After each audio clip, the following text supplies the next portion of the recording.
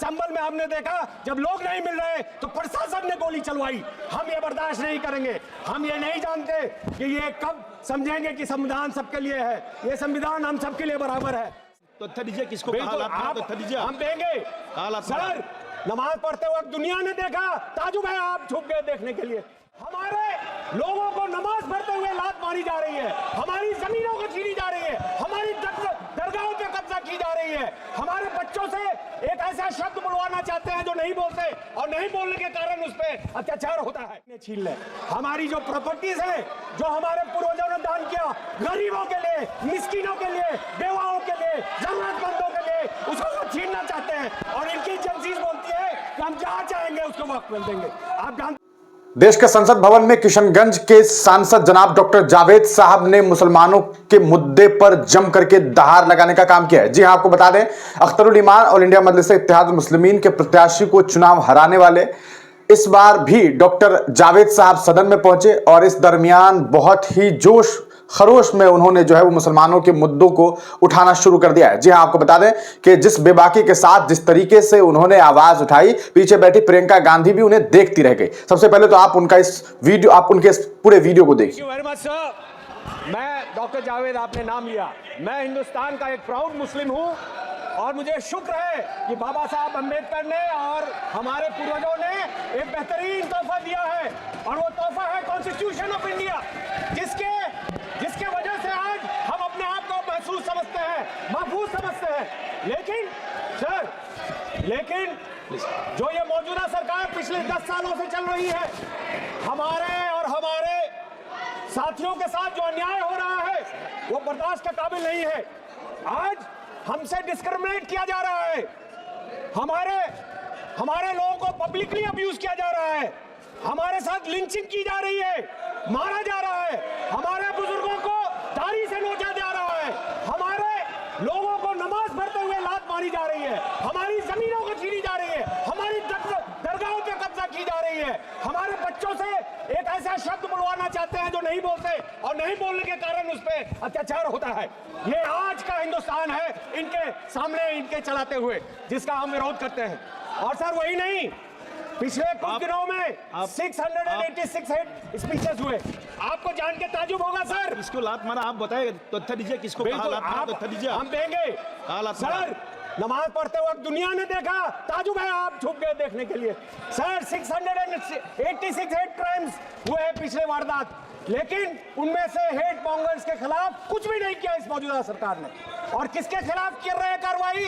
उनके खिलाफ जो विसल ब्लोअर हैं, उनके खिलाफ जो न्यूज देते हैं, सोशल मीडिया कहता है। मीडिया तो बिका हुआ, हम सब जानते हैं, इन्हीं के कंट्रोल में है। लेकिन और वही नहीं, हमारे ट्राइबल्स के खिलाफ उनकी जमीनें, उनकी फॉरेस्ट छीनी जा रही हैं। 10,000 से ज्यादा केसेस दिए गए उनके। सर हमारे 2011 के सेंसस 2011 के सेंसस के हिसाब से 12.2% मुसलमानों की आबादी है। और आपको जान के ताजुब होगा कि 54 मिनिस्ट्रीज में 11,131 ऑफिसर्स में मुसलमान सिर्फ 171 है, जिसका परसेंट 1.6 है।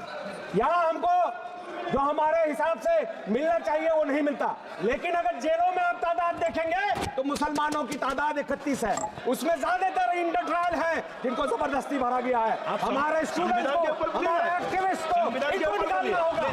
पिछले 10 सालों में हमने देखा, पहले राइट्स हुआ करते थे, ये अब राइट्स मैन्युफैक्चर करते हैं, लोग बुला के भेजते हैं। और अब संभल में हमने देखा जब लोग नहीं मिल रहे तो प्रशासन ने गोली चलवाई। हम ये बर्दाश्त नहीं करेंगे। हम ये नहीं जानते कि ये कब समझेंगे कि संविधान सबके लिए है। ये संविधान हम सबके लिए बराबर है। सबसे अफसोस की बात है कि आर्टिकल 26, आर्टिकल 15 में हमें अपने जगहों का हमें इजाजत दे जाता है, हमें अपने जो इदारे हैं उसको चलाने का इजाजत देता है। लेकिन ये वक्फ अमेंडमेंट बिल लाके ये चाहते हैं कि बैक डोर से हमारी जमीनें छीन ले।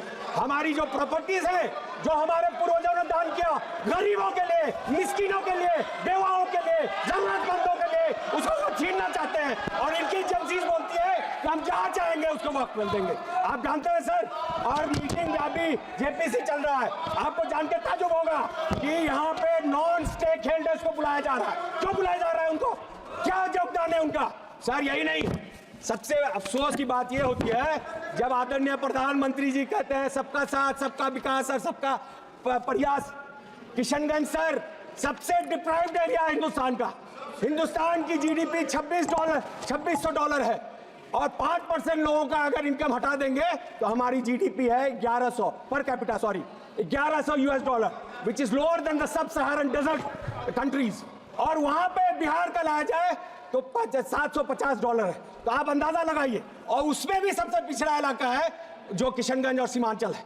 पिछले 12 साल से मैं गुहार लगा रहा हूं। आदरणीय मंत्री एजुकेशन जी, होम मिनिस्टर अमित शाह जी के पीछे बैठे हैं, पूछिए उनसे कितने दर्जनों बार हमने गुहार लगाई। जो यूपीए सरकार ने, मनमोहन सिंह जी ने, सोनिया गांधी जी ने तोहफा दिया, आप उसमें अभी तक क्यों फंड नहीं दे रहे? धन्यवाद जी। क्यों कहते हैं कि हमारा अभिजीत गंगोपाध्याय जी, आप चाहते हैं कि सिर्फ हम मजदूरी करें? सदस्य अभिजीत गंगोपाध्याय जी, चाहते हैं कि हमें तालीम मिले? आप समाप्त कीजिए। क्या आप नहीं चाहते कि हिंदुस्तान के ग्रोथ में हमारा? अभिजीत गंगोपाध्याय जी। Honorable Speaker, आखिर में मैं I have decided- आखिर में एक लाइन बोल के आपसे I have decided to talk in my mother tongue. बोलना चाहता हूँ। That is अरे Bengali. माइक दो यार, माइक नहीं है सर। सर आप कंटिन्यू करो। वो चलाते रहे हमारे आशियाने। Sir we are together in JPC. वो चलाते रहे हमारे आशियाने, हम बनाते रहेंगे मोहब्बत के तराने। जय हिंद। धन्यवाद। तो सुना आपने डॉक्टर जावेद साहब को कि बड़ी ही बेबाकी के साथ उन्होंने बताया कि कैसे मुसलमानों की मॉब लिंचिंग की जा रही है, किस तरीके से मुसलमानों पर जुल्म और सितम हो रहा है। मुसलमानों को नमाज पढ़ते वक्त उन्हें पैर से, लात से मारा जा रहा है। आपने देखा था देश की राजधानी दिल्ली में क्या कुछ हुआ था। इसके अलावा उन्होंने जिक्र किया संभल में क्या हो रहा है और अलग अलग हिस्सों के बारे में उन्होंने बात की। साथ ही साथ उन्होंने किशनगंज के हालात पर भी जो है अपनी बात रखते हुए यह बात कही कि आखिरकार किशनगंज जो इतना पिछड़ा हुआ है, सरकार क्या कर रही है, क्यों नहीं हमारे किशनगंज में जो AMU यानी कि अलीगढ़ मुस्लिम यूनिवर्सिटी का एक ब्रांच है उसके लिए फंड दे रही है। इन तमाम मुद्दों पर आज जिस तरीके से डॉक्टर जावेद साहब ने बयान दिए, जिस तरह से उन्होंने बातें रखी, यकीनन तौर पे यह बात कही जा सकती है कि डॉक्टर जावेद ने आज वो किया जिसकी उम्मीद लोग उनसे कर रहे थे। खास करके मुस्लिम समुदाय के लोग इस इंतजार में थे कि उनके अपने नेता, उर्दूधारी नाम वाले जो लोग हैं, वो सदन में कम से कम मुसलमानों की आवाज बनेंगे। और बहुत अच्छा लग रहा है कि अभी देश के संसद भवन में, चाहे वो संभल के सांसद जियाउर रहमान बर्क हो या फिर कैराना की सांसद इकरा हसन हो